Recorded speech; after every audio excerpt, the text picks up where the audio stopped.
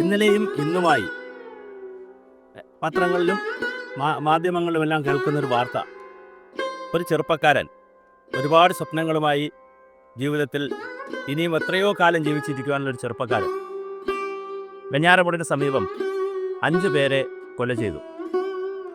അവൻ്റെ ഉമ്മുമ്മ അടക്കമുള്ള അവന് പരിചയമുള്ള പെൺസുഹൃത്തിനെ വരെ കാമുകിയാണെന്നും പറയുന്നു, പെൺസുഹൃത്തെന്നും പറയുന്നു. അതെന്തോ ആയിക്കോട്ടെ, 5 പേരെ, അനുജനെ അടക്കം 5 പേരെ കൊന്നു.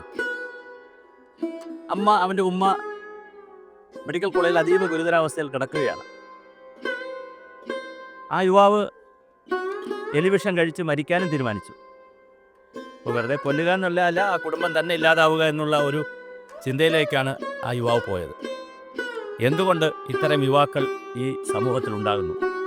വളരെ ഗൗരവമായി നാം ചർച്ച ചെയ്യപ്പെടേണ്ട വിഷയമാണ്. ആധുനിക ശാസ്ത്ര സാങ്കേതിക വിദ്യകൾ ബഹിരാകാശത്ത് പോകാനും ആർട്ടിഫിഷ്യൽ ഇൻ്റലിജൻസ് കണ്ടുപിടിക്കാനും ഒക്കെ നമുക്കറിയാം.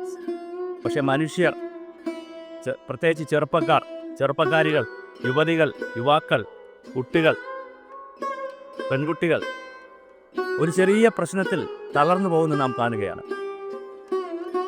ഇതിന് തൊട്ട് മുമ്പാണ് മറ്റൊരു സ്ഥലത്ത് ക്ലർക്ക് പരാതി പറഞ്ഞു, അല്ല ക്ലർക്ക് വഴക്ക് പറഞ്ഞു എന്ന പേരിൽ മറ്റൊരു കുട്ടി ആത്മഹത്യ ചെയ്തത്. ഒരാൾ മൊബൈൽ അമ്മ പിടിച്ചു വാങ്ങി അച്ഛൻ്റെ കൊടുത്തതിൻ്റെ പേരിൽ അച്ഛനെ തലക്കടിച്ചു വന്നു. എത്ര വാർത്തകളാണ് നമ്മൾ യുവാക്കളിൽ നിന്ന്, കുഞ്ഞുങ്ങളിൽ നിന്ന് കേൾക്കുന്നത്. എന്താണ് ഇവിടെ സംഭവിക്കുന്നത്? ഒരു കാലഘട്ടത്തിൽ മോറൽ സയൻസ് എന്ന് പറഞ്ഞൊരു വിഷയം പഠിക്കാനുണ്ടായിരുന്നു, ഗുണപാഠം. ഒരുപാട് കഥകൾ പഠിച്ചിരുന്നു. വീടുകളിൽ മുത്തശ്ശിമാരുടെയും അപ്പൂപ്പന്മാരുടെ അമ്മൂമ്മമാരുടെ അടുത്ത് നിന്ന് കുഞ്ഞുങ്ങൾ ധാരാളം സാരോപദേശ കഥകൾ വായിച്ചിരുന്നു, പഠിച്ചിരുന്നു. അതെല്ലാം അന്ധവിശ്വാസമാണെന്നും അനാചാരമാണെന്നും അതിലൊന്നും ഒരു കാര്യമില്ലെന്നും ശാസ്ത്രമാണ് ശരിയെന്ന് പറഞ്ഞ് വല്ലാത്തൊരു യുക്തിവാദവും ശാസ്ത്രവാദവും എന്നൊക്കെ പറഞ്ഞ് കുട്ടികളെയൊക്കെ വല്ലാത്തൊരു ലോകത്തേക്ക് കൊണ്ടുപോയി വിദ്യാഭ്യാസത്തിലെല്ലാം കുത്തി നിറച്ച് അവരുടെ ജീവിതത്തിൻ്റെ വിജയത്തെക്കുറിച്ച് അവർക്ക് ചിന്തിക്കാൻ, എന്താണ് ജീവിതത്തിൽ മുന്നോട്ട് കൊണ്ടുപോകേണ്ടതെന്ന് അവർക്ക് അറിയാൻ കഴിയാത്തൊരു തലമുറയായി നാം മാറുകയാണോ? തീർച്ചയായിട്ടും ജപ്പാനിലും അമേരിക്കയിലും ചൈനയിലുമൊക്കെ ഗുണപാഠം കൂടി പഠിപ്പിക്കുന്നുണ്ട് കുട്ടികളെ. മോറൽ സയൻസ് എന്നൊക്കെ പറയാം. നമ്മുടെ കുട്ടികളെ പണമുണ്ടാക്കുന്നത് മാത്രമാണ് ജീവിതത്തിലെ ഏറ്റവും വലിയ ലക്ഷ്യമെന്നും, എല്ലാ സ്വാതന്ത്ര്യം എന്ന് പറഞ്ഞാൽ എന്തും ചെയ്യുന്നതാണ് സ്വാതന്ത്ര്യമെന്നും, എന്തു വേണോ ചെയ്യാമെന്നുമൊക്കെയുള്ള ഒരു ജീവിതശൈലിയിലേക്ക് കുട്ടികൾ മാറുമ്പോൾ, കുടുംബ ബന്ധങ്ങൾ ഇല്ലാതാകുമ്പോൾ, അമ്മ സദനങ്ങൾ കൂടുമ്പോൾ, വൃദ്ധസദനങ്ങൾ കൂടുമ്പോൾ, അനാഥ കുട്ടികളുടെ എണ്ണം കൂടുമ്പോൾ, പെൺകുട്ടികളെ കേവലം ഒരു ഉപഭോഗ വസ്തുവായി മാത്രം ചിത്രീകരിച്ച് നീങ്ങുന്ന ആധുനിക സമൂഹത്തിൽ തീർച്ചയായും ഈ ഇന്നലെ നടന്ന കൊലപാതകത്തിൽ, ഞാൻ ആ കുട്ടിയുടെ പേര് പറയാൻ ഉദ്ദേശിക്കുന്ന സ്ഥലം പോലും പറയുന്നില്ല, ആ കൊലപാതകത്തിലെ ആ കുട്ടിയെ ആ കൊലപാതകത്തിലേക്ക് നയിച്ച മനോവികാരം എന്താണ്? ഈ സമൂഹം അതിന് ഉത്തരം കണ്ടെത്തിയേ കഴിയൂ. വളരെ കൃത്യമായ ആത്മീയ വിദ്യാഭ്യാസം, ആത്മബോധത്തെക്കുറിച്ചുള്ള, ആത്മജ്ഞാനത്തെക്കുറിച്ചുള്ള, ജീവൻ്റെ സത്യത്തെക്കുറിച്ചുള്ള, ജീവൻ്റെ ശാസ്ത്രത്തെക്കുറിച്ചുള്ള പഠനം കുട്ടികളിൽ കൊടുക്കേണ്ടതാണ്. അത് ജാതിയുടെയോ മതത്തിൻ്റെയോ വർഗത്തിൻ്റെയോ വർണ്ണത്തിൻ്റെ പേരിലൊന്നും ഉള്ളതല്ല. അത് മതചിന്തയല്ല. ഞാൻ ആരാണ്, എന്താണ് ഈ ഭൂമിയിൽ വന്നിട്ട് എനിക്ക് ചെയ്യുവാനുള്ളത്, എൻ്റെ കഴിവുകൾ എന്തൊക്കെയാണ്, എനിക്ക് ഏതുവരെ വിജയിക്കാൻ കഴിയും, ഏത് തരത്തിലുള്ള സദാചാര മൂല്യങ്ങളാണ് ഞാൻ മുന്നോട്ട് കൊണ്ടുപോകേണ്ടത്, എന്തൊക്കെ ചിട്ടകളാണ് ഞാൻ ജീവിതത്തിൽ ആർജിക്കേണ്ടത്, പാലിക്കേണ്ടത്, കുട്ടിയായിരിക്കുമ്പോൾ ഞാൻ എന്ത് ചെയ്യണം, യുവാവായിരിക്കുമ്പോൾ, യുവതിയായിരിക്കുമ്പോൾ എന്ത് ചെയ്യണം, ഗൃഹസ്ഥാശ്രമം അല്ലെങ്കിൽ കുടുംബത്തിലേക്ക് വിവാഹം കഴിച്ച് പോകുമ്പോൾ ഞാൻ എന്ത് ചെയ്യണം, ഇങ്ങനെ ഓരോ കാലഘട്ടത്തിലും ഓരോ മനുഷ്യരും എന്ത് ചെയ്യണമെന്നുള്ളത് കുഞ്ഞുങ്ങൾ പ്രായം മുതൽ, ബാലവാടി മുതൽ, അംഗൻവാടി മുതൽ അവരെ പഠിപ്പിക്കേണ്ടതാണ്. മുൻകാലങ്ങളിൽ നമ്മളുടെയൊക്കെ വീടുകളിൽ മുത്തശ്ശിമാർ, അമ്മൂമ്മമാർ, അപ്പൂപ്പന്മാർ, പ്രത്യേകിച്ച് അമ്മമാർ ധാരാളം കഥകൾ, സാരോപദേശ കഥകൾ, പുരാണ കഥകൾ, ഗ്രീക്കിൻ്റെ കഥകൾ, അറബിക് കഥകൾ, ഭാരതത്തിലെ കഥകളൊക്കെ കുട്ടികൾക്ക് പറഞ്ഞു കൊടുക്കുമായിരുന്നു. എല്ലാ കഥയുടെയും അവസാനം ഒരു സാരോപദേശമുണ്ടാകും, ഒരു തത്വമുണ്ടാകും. തീർച്ചയായിട്ടും ആ തത്വങ്ങൾ കൂടി കേട്ടിട്ടാണ് നമ്മുടെ കുട്ടികൾ ഒരു തലമുറ വരെ വളർന്നു വന്നത്. കാലം മാറി, ഒരുപാട് വ്യത്യാസം വരുന്നു, കാലഘട്ടത്തിന് വ്യത്യാസം വരുന്നു, പ്രതിസന്ധികൾ ഉണ്ടാകുന്നു. എങ്ങനെയും പണമുണ്ടാക്കുക എന്ന രീതിയിലേക്കാണ് നമ്മൾ നീങ്ങുന്നത്. അതുപോലെ തന്നെ സ്വാതന്ത്ര്യം എന്ന് പറയുന്നത് എന്തും ചെയ്യുവാനുള്ള, എന്തും കാണിക്കുവാനുള്ള ഒരു കാഴ്ചപ്പാടിലേക്കാണ് നാം സമൂഹം നീങ്ങുന്നത്. തീർച്ചയായിട്ടും കേരളത്തിലെ വിദ്യാഭ്യാസ രംഗത്ത് സമഗ്രമായ അഴിച്ചുപണി ആവശ്യമുണ്ട്.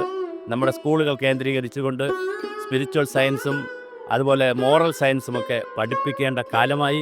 കുട്ടികളെ ആനന്ദത്തിൻ്റെയും സന്തോഷത്തിൻ്റെയും വഴി മയക്കുമരുന്നിൻ്റേതല്ല, മദ്യത്തിൻ്റേതല്ല, കൊലപാതകങ്ങളുടേതല്ല, അത് സന്തോഷത്തിൻ്റേതാണ്, ആനന്ദത്തിൻ്റേതാണ്.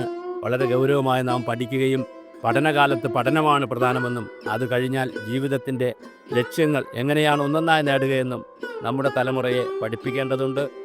ഇന്ന് ചില പത്രങ്ങൾ, മാധ്യമങ്ങൾ പിശാച് എന്നൊക്കെയാണ് ആ കുഞ്ഞിനെ എഴുതിയിരിക്കുന്നത്. തീർച്ചയായിട്ടും കൊലപാതകത്തെ അപലപിക്കേണ്ടതാണ്. ഒരു കാരണവശാലും ന്യായീകരിക്കാൻ പറ്റില്ല. പക്ഷേ ആ പൈശാചികത, അങ്ങനെ പിശാചായി ഒരു കുട്ടി മാറിയെങ്കിൽ, 23 വയസ്സുള്ള ഒരു കുട്ടി, ആൺകുട്ടി പിശാചിൻ്റെ സ്വഭാവത്തിലേക്ക് മാറിയെങ്കിൽ അവനെ നയിച്ചത് കഞ്ചാവാണോ, മയക്കുമരുന്നാണോ, മദ്യമാണോ, എന്താണ് ആ കുട്ടിയെ ഇത് ചെയ്യുവാൻ പ്രലോഭിപ്പിച്ചത്? അതിൻ്റെ മോട്ടിവേഷൻ എന്താണ്, പ്രചോദനം എന്താണ്? അത് സമൂഹം തിരിച്ചറിഞ്ഞേ കഴിയൂ. കേവല ശാസ്ത്ര സാങ്കേതിക വിദ്യകൾ കൊണ്ട് മാത്രം ഇതൊന്നും നിൽക്കില്ല. തീർച്ചയായിട്ടും നമ്മുടെ കുട്ടികളെ പ്രത്യേകിച്ച് സ്കൂൾ ക്ലാസ്സുകളിൽ വളരെ ഗൗരവമായ ഗുണപാഠ പരിപാടികൾ കാണിക്കേണ്ടതാണ്. അവർക്ക് പറഞ്ഞു കൊടുക്കേണ്ടതാണ്, കഥകൾ പറഞ്ഞു കൊടുക്കേണ്ടതാണ്. ഞാൻ കഴിഞ്ഞ ദിവസം ഒരു വീഡിയോ കണ്ടു. ചൈനയിൽ സ്കൂൾ കുട്ടികൾ, ചെറിയ ക്ലാസ്സിലെ കുട്ടികൾക്കുള്ള കസേര, അവർക്ക് ഉച്ചയ്ക്ക് 1 മണിക്കൂർ അതാ കസേര തന്നെ ഒന്ന് നിവർത്തി അതിലൊരു പില്ലോയും കൂടി സെറ്റ് ചെയ്തിട്ടുണ്ട്. സുഖമായിരുന്നു 1 മണിക്കൂർ ഉറങ്ങാം. അപ്പോൾ 1 മണിക്കൂർ ഉറങ്ങിയതിന് ശേഷമാണ് കുട്ടികൾ ഉറങ്ങി എണീറ്റ് നന്നായി നൃത്തം ചെയ്ത് കൈകാലുകളെല്ലാം വികസിപ്പിച്ച് നല്ലതുപോലെ കൈകൊട്ടി കാലൊക്കെ വികസിപ്പിച്ച് നന്നായി നൃത്തം ചെയ്ത് കുറച്ച് സമയം 5 മിനിറ്റ് നൃത്തം ചെയ്തതിന് ശേഷമാണ് ക്ലാസ്സിലിരിക്കുന്നത്. അങ്ങനെയുള്ള ആനന്ദത്തിൻ്റെ പുതിയ രീതികൾ പഠിപ്പിക്കുന്ന വിദ്യാഭ്യാസ കാലഘട്ടത്തിലാണ് നാം ജീവിക്കുന്നത്. തീർച്ചയായിട്ടും കേരളത്തിലെ സിലബസിൽ ഒരു ആത്മീയ വിദ്യാഭ്യാസം, സ്പിരിച്വൽ സയൻസും ആത്മീയ ശാസ്ത്രം അല്ലെങ്കിൽ ആത്മജ്ഞാനത്തിലുള്ള ആത്മബോധത്തിലുള്ള ശാസ്ത്രവും അതുപോലെ തന്നെ മോറൽ സയൻസും വളരെ കൃത്യമായി സിലബസിലൂടെ കുട്ടികളെ പഠിപ്പിക്കേണ്ടതാണ്. അതിലൂടെ പുതിയ തലമുറ ശാസ്ത്ര സാങ്കേതിക വിദ്യകളെല്ലാം പഠിക്കുന്നത് പോലെ തന്നെ, വിജയത്തെക്കുറിച്ചുള്ള എല്ലാ മന്ത്രങ്ങളും പഠിക്കുന്ന പോലെ തന്നെ എങ്ങനെ ഉത്തമ പൗരനാകാം, ദേശസ്നേഹമുള്ള, ഭാഷാസ്നേഹമുള്ള, രാജ്യത്തോട് താല്പര്യമുള്ള, സമൂഹത്തോട് താല്പര്യമുള്ള, സ്വന്തം ജീവിതത്തെ താല്പര്യമുള്ള, അല്ലെങ്കിൽ ജീവിതത്തെ വളരെ സന്തോഷകരമായി കാണുന്ന, ആനന്ദത്തോടെ കാണുന്ന, ആരെയും സ്വന്തമായി മരിക്കുവാനും അർഹതയില്ല, ആത്മഹത്യ ചെയ്യാനും അർഹതയില്ല, മറ്റൊരാളെ കൊല്ലുവാനും പ്രത്യേകിച്ച് മറ്റൊരാളിൻ്റെയും ജീവൻ എടുക്കുവാനുള്ള അവകാശം നമുക്കാർക്കുമില്ല എന്നുള്ള വലിയ തത്വം കുട്ടികളെ പഠിപ്പിക്കേണ്ടതുണ്ട്.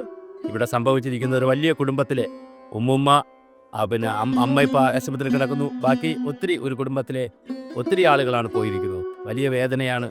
തീർച്ചയായിട്ടും ഇത്തരം സംഭവങ്ങൾ ധാരാളമായി റിപ്പോർട്ട് ചെയ്തു വരുന്ന വർത്തമാനകാലത്ത് ഇതിനെതിരെയുള്ള പ്രതിരോധങ്ങൾ തീർക്കേണ്ടത് കേവലം പ്രസ്താവനകളിലൂടെയോ ചർച്ചകളിലൂടെയോ അല്ല, മൂർത്തമായ പരിപാടികൾ ഉണ്ടാകട്ടെ. അത് സ്കൂൾ തലത്തിൽ നിന്ന് ആരംഭിക്കട്ടെ. ചെറിയ ക്ലാസ്സുകളിൽ നിന്ന് തന്നെ നമുക്ക് തുടങ്ങാം പുതിയ വിദ്യാഭ്യാസ രീതി. അതിലൂടെ വലിയൊരു തത്വചിന്താധിഷ്ഠിതമായ, ആദർശാധിഷ്ഠിതമായ സമൂഹത്തെ നമുക്ക് സൃഷ്ടിക്കാം.